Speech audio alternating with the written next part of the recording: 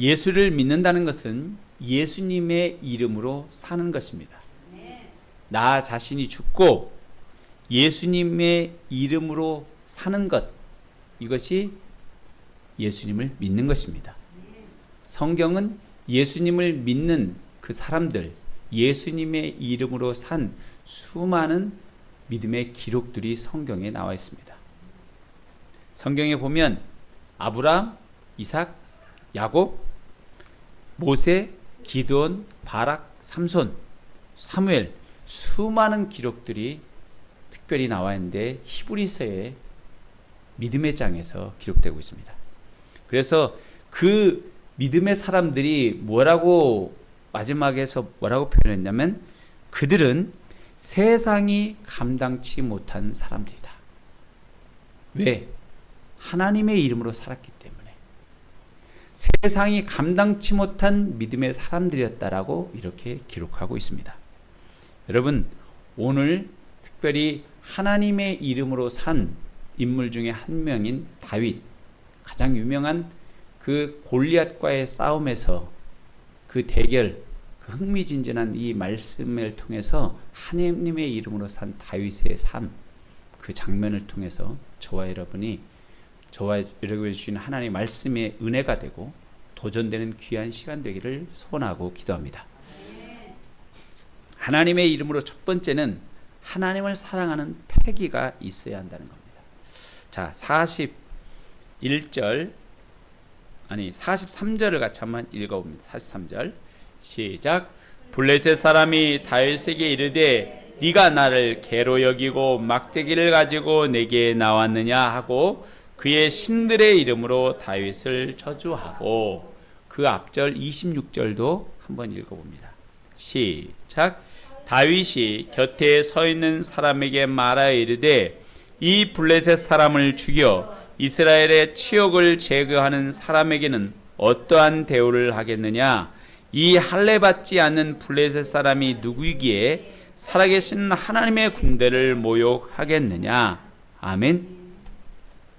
자, 이 상황을 먼저 보면 블레셋이 이스라엘에 싸움을 걸어서 전쟁을 하러 왔는데 이스라엘이 도저히 이 블레셋을 이길 수가 없는 겁니다. 이길 수가 없고, 특별히 블레셋에는 이 강력한 사람, 이 골리앗이 있는 겁니다. 골리앗이 있어서 사람들이 다 골리앗 앞에 주눅이 들어서 아무것도 할 수 없는 거예요. 다 두려워서 숨었다, 두려웠다라고 말하고 있어요. 그런 상황에서 다윗이, 자기는 군인도 아닙니다. 형 3명이 먼저 크고 사울의 군대에 들어가 있어서 복무하고 있으니까 아버지가 다윗 보러 너 형들이 잘 있는가? 너 막내니까 신부를 좀 갔다 와라. 그래서 전쟁하고 있는 그 와중에 다윗은 군인도 아닌데 왔어요. 그래서 형 잘 있는가 봤는데 자기가 와 있는 그 상황에서 저쪽 이 상대편에 있는 블레셋 사람인 이 골리앗이 하나님을 모욕하는 소리를 자기가 들은 겁니다. 하나님을 모욕하는 소리를 듣고 다윗이 말한 거예요. 다윗이 뭐라고 말했냐면 방금 읽은 것처럼 이 할례받지 않는 블레셋 사람이 누구이기에 살아계신 하나님의 군대를 모욕하느냐, 살아계신 하나님을 모욕하느냐, 이렇게 말했다는 겁니다.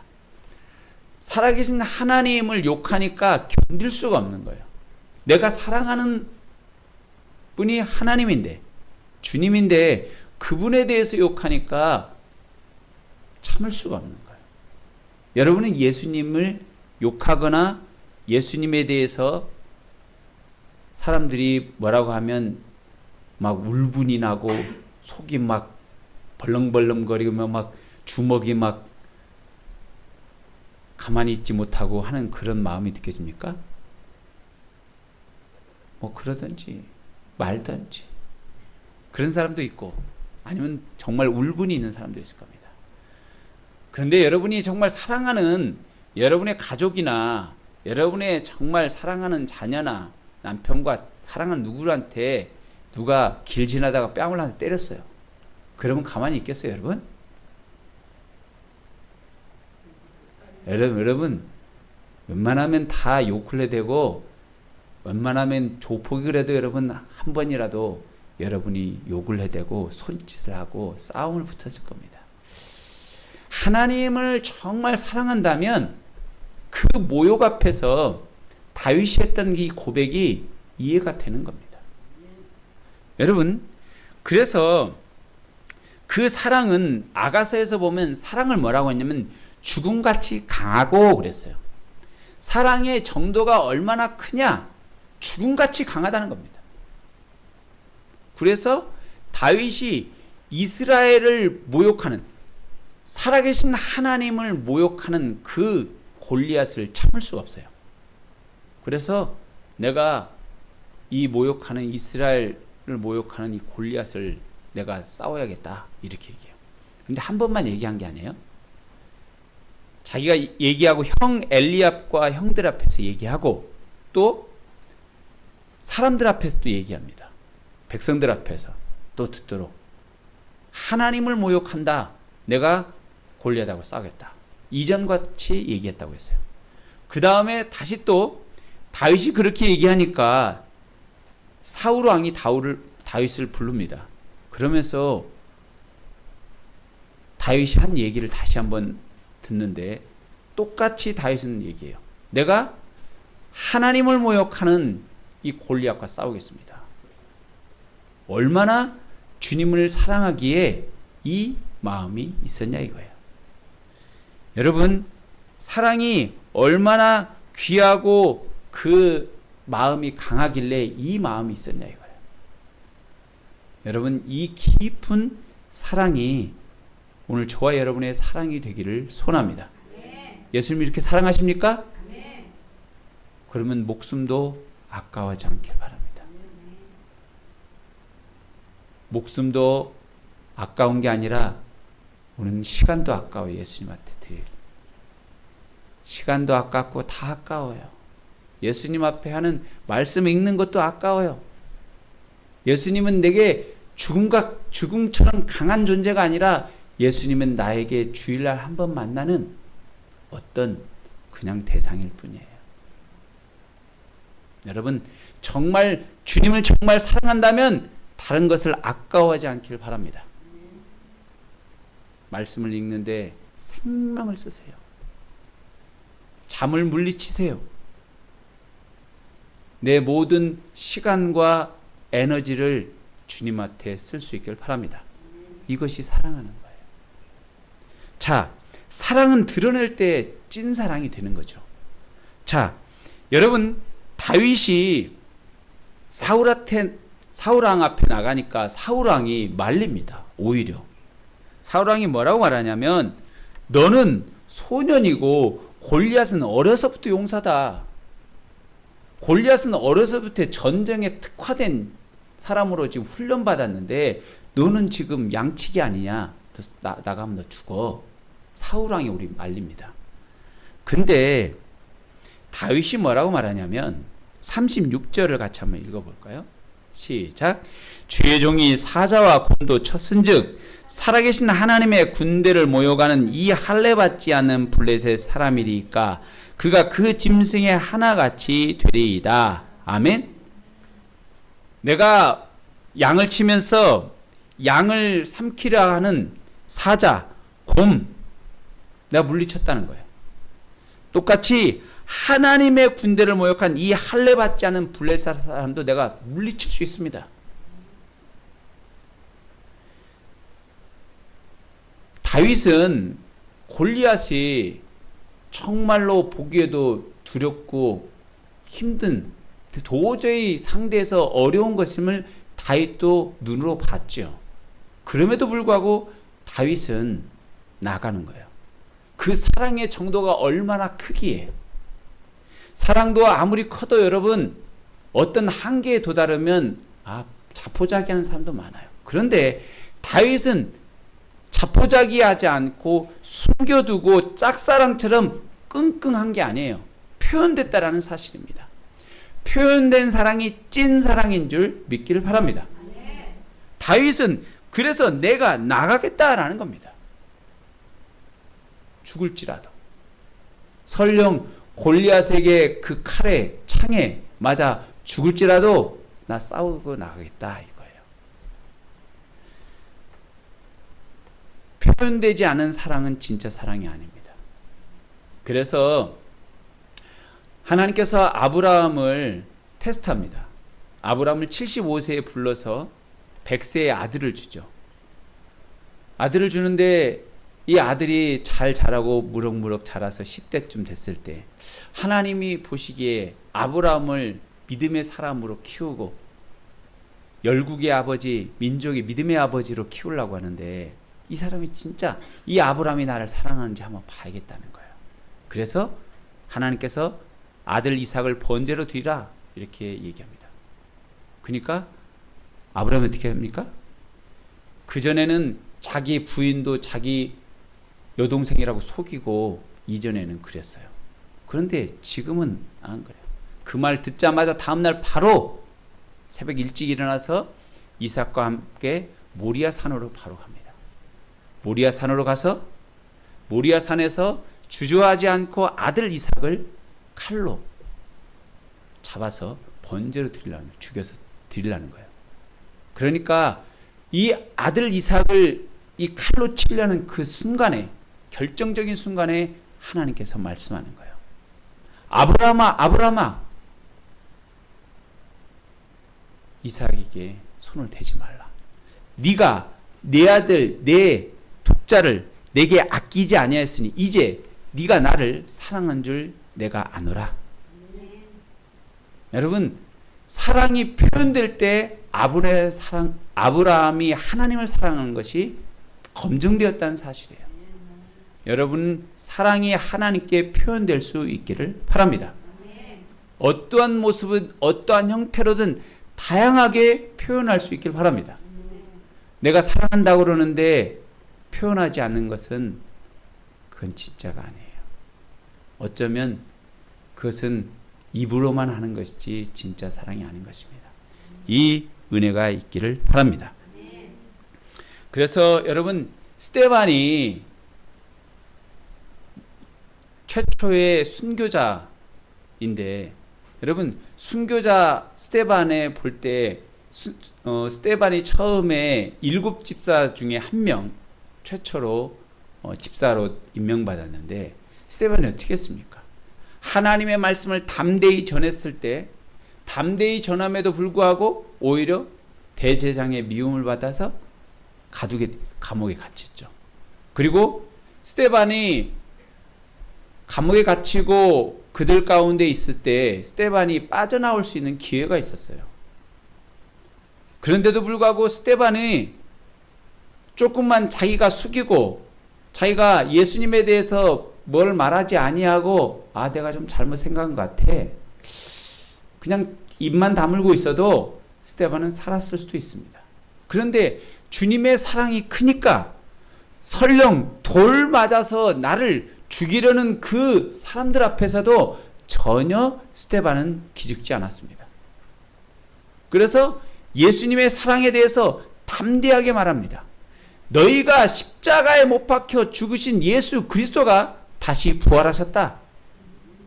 이렇게 말하는 겁니다. 그러니까 스데반은 결국 어떻게 됐습니까? 돌 맞아서 순교했습니다. 예수님에 대한 사랑이 크니까 돌 맞아서 순교해도 전혀 두렵지 않는 것입니다. 여러분, 사랑할 때 진정 주님을 사랑하는 패기가 있기를 소원합니다. 두 번째, 하나님의 이름으로 두 번째는 상식을 넘어 하나님의 이름으로 싸워야 합니다. 우리 45절을 같이 한번 봅니다. 45절 시작.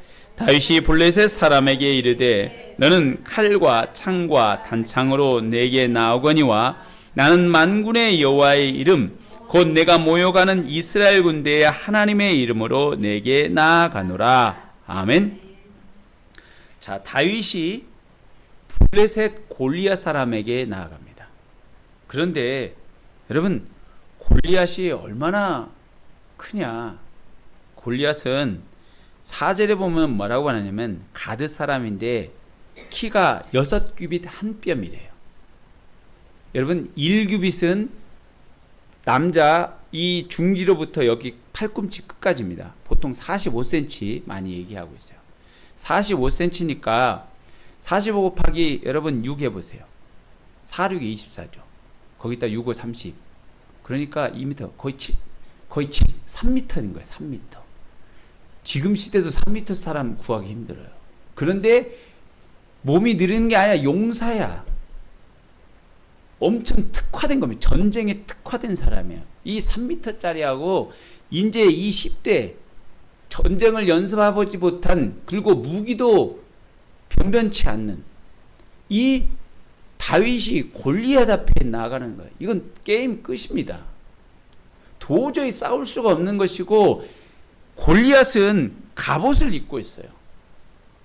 그런데 다윗에게 갑옷이 있었습니까? 아니에요. 갑옷을 줬는데, 사울 왕이 갑옷을 줬는데 입어보니까 다윗에게 안 맞아. 칼도 줬는데 이게 안 어울려. 다윗이 평소에 쓰던 무기도 아니야. 그러니까 다윗이 갑옷도 내던지고 칼도 내던졌어요.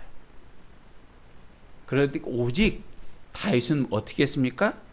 너는 칼과 창과 단창으로 내게 나오거니와 나는 만군의 여호와의 이름, 네가 모욕하는 이스라엘 군대의 하나님의 이름으로 내게 나아가노라. 오직 하나님의 이름으로 나아갔다는 사실입니다. 이것이 중요한 거예요. 오늘 우리가 하나님의 이름으로 나아가는 것은 상식을 뛰어넘어야 하나님의 이름으로 나아갈 수 있게 될 줄 믿습니다. 하나님의 말씀은 상식을 뛰어넘는 거예요. 여러분 생각해 보십시오. 세상을 구원하는 그 능력이 예수님의 십자가에 있다라는 것은 상식적으로 맞지 않는 겁니다. 그렇지 않습니까?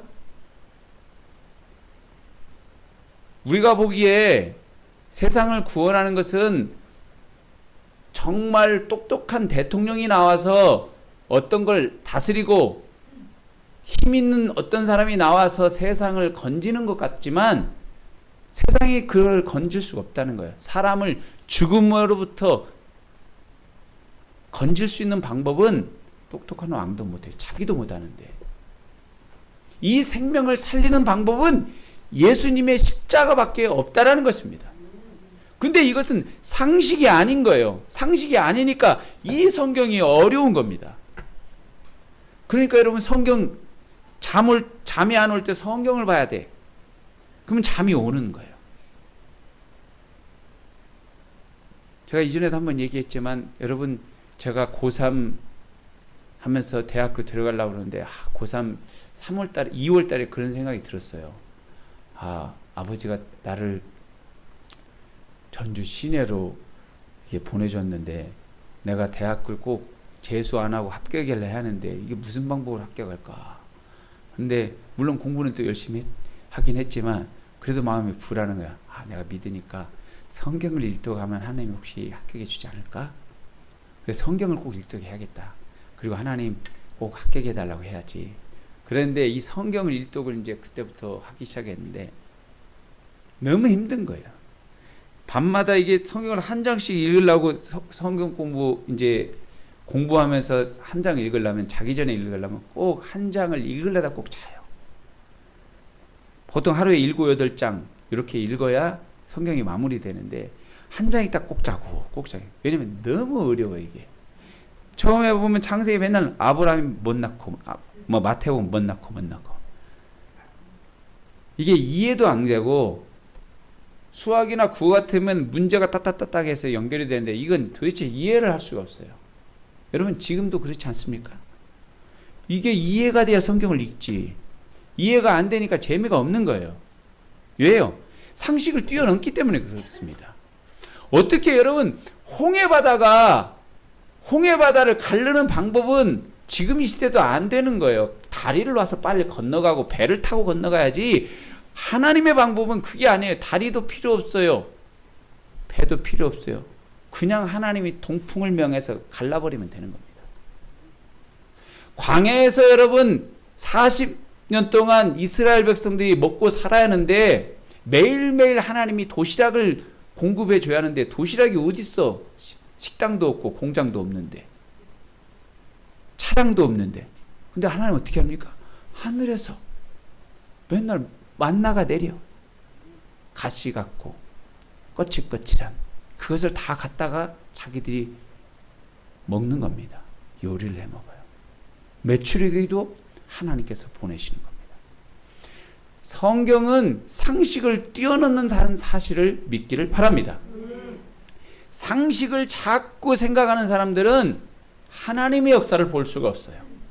그래서 오직 믿음으로 나아가는 사람만이 하나님의 기적을 본다는 사실을 믿기를 바랍니다.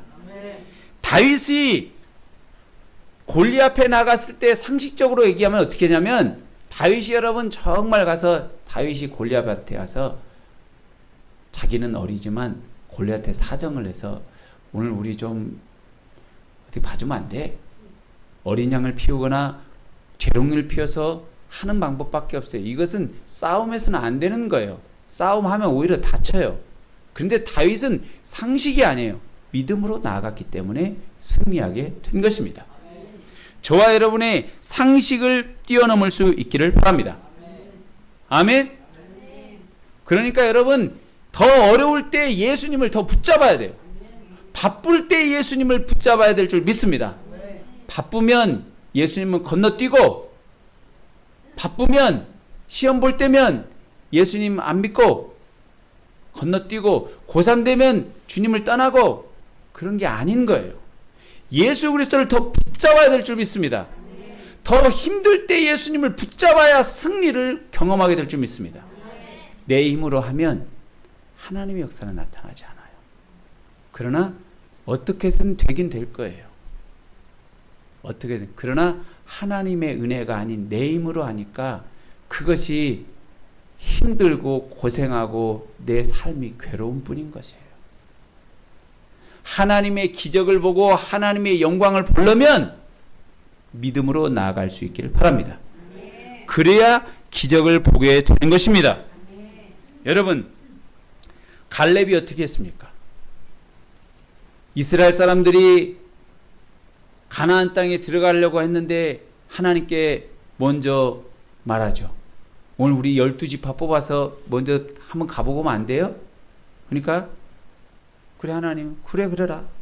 그래서 12지파 한 명씩 뽑아서 가나안 땅 들어갔다 나오니까 그들이 갔다 오면서 하는 말이 가관이에요.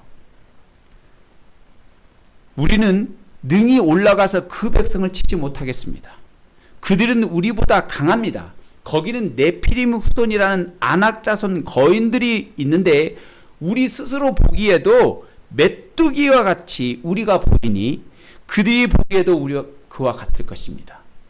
우리는 메뚜기처럼 되어 있어요. 우리는 그 큰 아낙 자손을 상대할 수가 없어요. 우리 못 갑니다. 모든 사람들이 그렇게 얘기하니까, 나머지 사람들이 얘기하니까 다 눈물을 흘리고 원망해요. 그런데 여호수아 갈렙, 그 사람이 뭐라고 말하냐? 민수기 14장 9절에 보면 뭐라고 하냐면 여호와를 거역하지 말라. 또 그 땅 백성을 두려워하지 말라. 그들은 우리의 먹이라. 그들은 우리의 밥이라. 그들의 보호자는 그들에게서 떠났고 여호와는 우리와 함께 하시니라. 그들을 두려워하지 말라. 갈렙이 믿음으로 가나안 땅에 우리는 들어갈 수 있다라고 말하고 있습니다. 그들은 우리의 밥이 된다라고 말하는 겁니다. 그게 무슨 뜻이에요? 믿음으로 바라봤기 때문에 아낙 자손처럼 거대한 장대한 거인족이 있을지라도 우리가 이길 수 있다라고 말하고 있는 것입니다. 그러니까 결국 어떻게 됐습니까? 하나님의 말씀을 불평했던 사람들은 아무도 20세 이상은 못 들어가고 다 죽었습니다. 오직 여호수아 갈렙 두 명만 하나님의 기적, 가나안 땅에 들어가는 기적을 보게 된 것입니다. 여러분, 하나님의 기적을 보고 싶습니까? 상식을 뛰어넘어 믿음으로 할 수 있기를 바랍니다. 그 믿음만이 저와 여러분을 살리게 될 줄 믿습니다. 그래서 오늘 우리는 하나님의 기적을 봐야 돼요. 아멘? 하나님의 기적을 봐야 돼요. 작년, 재작년에 우리가 베트남에 선교 갈 때 여러분 믿음으로 베트남을 갔어요. 여러분 알고 있지요? 제가 베트남에 가려고 그럴 때 그 전에 빨리 끊어야 싸니까 제가 10명은 교회에서 가겠다 생각해서 10명 것을 제가 카드로 긁었더니 500만 원 나왔어요. 그래가지고 그것을 이제 내려고 그러니까 너무 속이 답답한 거예요. 돈도 없는데. 그랬더니 여러분 카드값 내려고 며칠 안 남았더니 어떤 사람이 전화 왔잖아요. 만나자고. 뭐 기도하고 있냐 그러면서 1,000만 원을 내면서 하나님이 갖다 주라고 했다고 그래가지고 온 거예요. 그래서 베트남을 간 겁니다. 작년은 몽골을 어떻게 갔습니까? 믿음으로 하나님 앞에 나가서 우리가 여러분들은 일부 갔지만 저는 인천공항 갔다가 돈이 없어서 돌아왔지 않습니까? 그러나 그 저녁 때 하나님께서 돈을 주셔서 나머지 돈 다 해서 980만 원 나머지 돈 가지고 몽골 가서 하나님의 역사를 봤습니다. 믿음으로 하면 하나님의 역사를 보게 될 줄 믿습니다. 아멘? 우리 교회도 지금 경매로 넘어가 있습니다. 이번 주 목요일 날 경매 1차 종료일이에요. 또 넘어가면 또 2차 유찰도 될 거예요. 그러나 저는 두려워하지 않습니다. 다 넘어가도 하나님의 뜻이고 넘어가지 않는 것도 하나님의 뜻일 걸 믿고 다만 하나님께서 해주실 걸 믿고 감사함으로 기도하고 있습니다. 하나님의 기적을 볼 수 있기를 바랍니다. 하나님의 기적이 아니고 물러서고 여러분 한다면 저희들도 어떻게 방법으로 이전에 해결했을 겁니다. 교회를 다시 팔고 다시 예전처럼 돌아갈 수도 있을 거예요. 그건 하나님의 기적을 보는 게 아니에요. 이건 믿음에 후퇴하는 것이고 하나님의 믿음을 나가는 게 아니에요. 저는 그건 믿음이 아니라 그건 믿음에서 후퇴하는 것이고 믿음에 낙심하는 거라고 생각합니다. 믿음은 오직 주님만 바라보는 겁니다. 아멘? 성경의 역사는 믿음의 역사예요. 상식을 뛰어넘는 믿음으로 저와 여러분에게 하나님의 기적을 볼 수 있기를 소원합니다. 자, 두 번째 하나님의 이름으로 세 번째는 물맷돌 훈련에 에너지를 쏟으시길 바랍니다. 자, 48절을 같이 읽습니다. 시작. 블레셋 사람이 일어나 다윗에게로 마주 가까이 올 때 다윗이 블레셋 사람을 향하여 빨리 달리며 손을 주머니에 넣어 돌을 가지고 물매로 던져 블레셋 사람의 이마를 치매 돌이 그의 이마에 박히니 땅에 엎드려지니라. 아멘.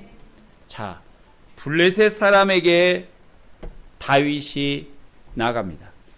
그러면서 블레셋 사람을 향해 빨리 달리죠. 그러는 가운데 어떻게 합니까? 손에 주머니를 넣어서 돌을 가지고 있어요. 돌을 그 전에 보면 앞절에 보면 돌을 5개를 줍습니다. 5개를 넣어서 주머니에 넣어서 그 중에 하나를 꺼냈겠죠. 꺼내서 물매로 돌려서 블레셋 사람 골리앗 이마에 정통으로 맞췄는데 그것이 명중했어요. 그리고 그에 박히고 땅에 엎드려집니다.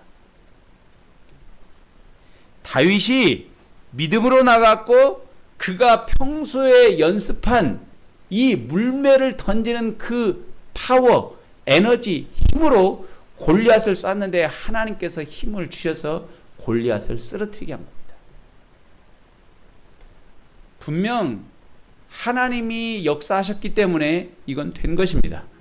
그러나 또 하나 분명히 알아야 할 것은 다윗이 평소에 얼마나 물맷돌을 잘 던지는지에 대해서 성경은 기록해 놓았다는 사실도 알아야 돼요. 여러분, 우리 34절, 35절, 36절 같이 읽어봐요. 시작. 다윗이 사울에게 말하되 주의 종이 아버지의 양을 지킬 때 사자나 곰이 와서 양떼에서 새끼를 물어가면 내가 따라가서 그것을 치고 그 입에서 새끼를 건져내었고 그것이 일어나 나를 해하고자 하면 내가 그 수염을 잡고 그것을 쳐 죽였나이다. 아멘. 여기까지만 읽겠습니다. 자, 어떻습니까? 다윗은 내가 아버지 집에 양을 치는 목동이었을 때 사자나 곰이 와서 양을 새끼를 물어가면 어떻게 됐어요? 쫓아가서 그것들을 치고 새끼 입에서 건졌다는 거예요. 뭘로 쳤겠어요? 쫓아가는데. 이런 물맷돌 가지고 친 겁니다. 그래서 명중시키고 사자나 곰이 자기에게 덤벼들면 수염을 잡고 또 그것을 쳐 죽였나이다. 이 용맹하게 한 거예요. 다윗은 그렇게 자기의 물맷돌을 치는 연습을, 던지는 연습을 꾸준히 해왔던 사람이에요. 그러니까 하나님께서 그 다윗을 사용하셔서 골리앗을 쓰러뜨릴 수 있는 무기로 쓴 것입니다. 여러분, 오늘 우리의 믿는 사람이 믿음으로 나가는 것이 첫 번째입니다. 그리고 모든 것일 수 있어요. 그러나 분명 알아야 할 것은 뭐냐? 자기의 물맷돌을 던지는 것에 에너지를 쏟아야 합니다. 아멘? 오늘 우리 물맷돌을 던지는데 오늘 우리의 에너지를 써야 돼요. 어떤 사람은 믿는다고 내 몸도 건강하고 충분히 할 수 있는 젊음인데도 불구하고 가만히 멍 있는 사람이 있어요. 이러면 되지 않습니다. 나에게 맡겨주신 일이 있고 내가 할 수 있는 일이 있다면 내가 하는 일에 최선을 다해서 해야 될 줄 믿습니다. 제가 우리 자녀들이나 학생들한테 얘기해요. 최선을 좀 다해라고. 인터넷 강의 여러분 코로나 때 많이 듣는데 학생들 어떻게 한 줄 압니까? TV 틀어놓고 화장실 가고 막 놀아요. 그럼 그때 보면 물론 저도 학교 다닐 때 뭐 엄청 열심히 했냐? 그러기만 할 말은 없지만 적어도 성실하게 냈다라는 것은 저는 성실하게 냈죠. 성실하게 해야 합니다. 인터넷 강의라도. 수업이 시험 대비 되면 열심으로 해야 돼요. 맨날 자고 뭐하고 하는 게 아니라 열심히 하는 겁니다. 여러분, 직장에 나가서도 내게 맡겨진 일이 있으면 열심히 해야 합니다. 누구에게 맡겨놨더니 잘한다. 잘한다 소리를 들어야 하는 것입니다. 믿는 사람이니까 잘하네. 이러면 얼마나 하나님께 영광이 되겠습니까? 그 사람에게 맡기면 잘 해놓는다고 얘기한다면 얼마나 하나님께 영광이 되겠습니까? 최선을 다하고 물맷돌을 던지는 데 에너지를 쏟을 수 있길 바랍니다. 여러분의 자녀도 있다면 자녀를 기르는 데도 열심을 하십시오. 밥을 잘 지어줘야 하고 또 잘 훈육해야 하고 잘 인도해야 합니다. 이것이 우리가 해야 할 일이에요. 내가 맡은 일에서 최선을 다할 때 하나님께서는 그것을 사용하셔서 하나님의 무기로 사용하게 할 줄 믿습니다. 준비된 자, 열심히 쓰여지는 자를 하나님은 그를 사용하시는 겁니다. 여러분, 요셉이 어떻습니까? 요셉은 10대 때 부모님의 사랑을 가장 많이 독차지한 야곱의 12아들 중에서 가장 사랑받는 아들 중에 하나였죠. 물론 베냐민이 아직 태어나기 전이지만 중요한 사실은 요셉이 그렇게 사랑받았다가 형들의 미움을 받아서 팔리죠. 팔리고 난 다음에 애굽으로 가니까 애굽의 보디발의 집에 가게 됩니다. 그러니까 자기 신세를 한탄할 수도 있어요. 자기가 그렇게 색동저고리만 입고 자기는 일도 한 번도 해본 적이 없는데 갑자기 노예가 되어서 다른 집에 팔려서 보디발의 집에 가니까 에이, 나 인생 될 대로 되라. 나 이제 포기할 거야. 꽁 하고 있거나 그런 게 아니에요. 요셉이 어떻게 했냐? 요셉이 보면 여러분 창세기 39장 3, 4절에 보면 이렇게 말하고 있어요. 그의 주인이 여호와께서 그와 함께 하심을 보고 여호와께서 그의 범사에 형통하게 하심을 보았더라. 요셉이 그 주인에게 은혜를 입어 섬김에 그가 요셉을 가정총무로 삼고 자기의 소유를 다 그의 손에 위탁하니. 요셉이 열심히 하니까 성실하게 하나님께서 도우심도 보니까 요셉에게 모든 것을 다 맡긴 겁니다. 여러분, 보디발이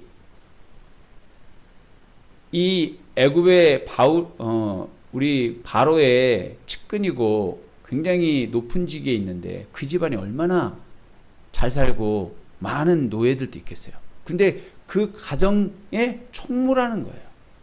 일 잘하는 사람을 시키지 일 못하는 사람 시킵니까? 요셉은 그렇게 열심히 일했다는 겁니다. 낙심하지 아니하고. 그렇게 있다가 또 어떻게 됩니까? 나중에 보디발의 아내로부터 꾀임 유혹을 받아서 그걸 물리치니까 누명을 받아서 다시 감옥에 갇히게 돼요. 다른 곳으로. 그래서 오히려 야곱은 더 힘들어졌어요. 종에서 이제 감옥으로 갇혀서 꼼짝달싹 못하게 생긴 거예요. 근데 그때 자포자기했습니까? 절망했습니까? 아니라는 거예요. 요셉이 보면 39장 22절에 보면 뭐라고 나와있냐면 창세기에 간수장이 옥중제사를 다 요셉의 손에 맡김으로 그 재반 사물을 요셉이 처리하고 간수장은 그의 손에 맡긴 것을 무엇인지 살펴보지 아니하였으니 이는 여호와께서 요셉과 함께 하심이라 여호와께서 그를 범사에 형통하게 하셨더라. 감옥의 일은 가정의 일보다 어쩌면 더 공적인 일입니다. 잘못하면 간수장이 자기의 목숨이 달린 문제예요. 근데 요셉에게 다 맡겨서 하니까 요셉이 맡긴 일에는 자기가 신경도 쓰지 않았다는 겁니다. 자기의 일을 열심히 요셉이 그 일을 감옥에서도 하고 있는 것입니다. 그러니까 하나님께서 너 이제 끝났어. 너 이제 훈련은 끝났어. 이리 와. 30세의 애굽의 총리로 하나님께서 삼아주시는 거예요. 바로를 통해서 여러분 요셉을 콜하는 겁니다. 그러면서 뭐라고 하냐면 하나님이 이 모든 것을 너에게 보이셨으니 너와 같이 명철하고 지혜 있는 자가 없도다. 애굽 왕이 요셉을 보고 인정한 것입니다. 그의 삶이 하나님 앞에 드려지고 열심으로 성실함으로 에너지를 물맷돌 던지는 데 쓰니까 자기의 일을 감당하니까 하나님께서 그에게 기회를 준 것입니다. 여러분 자기의 일을 열심히 할 수 있기를 바랍니다. 그러면 하나님의 이름으로 놀라운 하나님의 역사를 보게 될 줄 믿습니다. 그래서 여러분 오늘 이사야 40장 31절에 이렇게 말하고 있습니다. 소년이라도 피곤하며 곤비하며 장정이라도 넘어지며 쓰러지되 오직 여호와를 앙망하는 자는 새 힘을 얻으리니 독수리가 날개치며 올라감 같을 것이요 다른 박지라 해도 곤비하지 아니하겠고 걸어가도 피곤하지 아니하리로다. 하나님의 이름으로 살아간다면 여러분이 힘들고 지칠지라 다시 힘을 주시며 다시 한번 담대하게 살아갈 수 있는 능력을 저와 여러분에게 부어주실 줄 믿습니다.